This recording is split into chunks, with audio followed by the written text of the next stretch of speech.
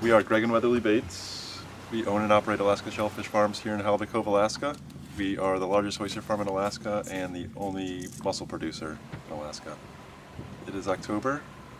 We're here harvesting oysters and mussels. It was a pretty small order, but we harvested just over 100 dozen oysters and 150 pounds of mussels.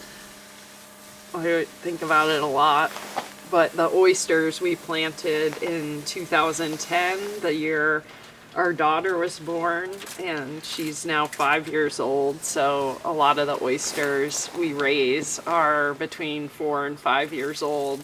When they were babies, they were really easy because we could have them on our back working or in a tote sleeping.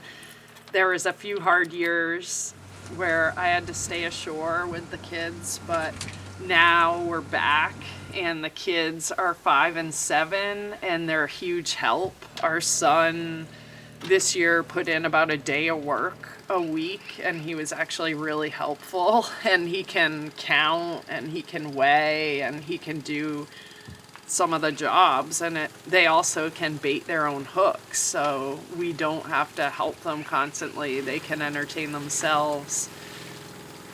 Makes me have a lot of appreciation for it, thinking all the things that have happened to us in the last 5 years and that we're still growing the same crop, and those are, some of them are now just getting to market size, and we've probably handled them over 20 times since we started growing them or more, so it's a lot of work.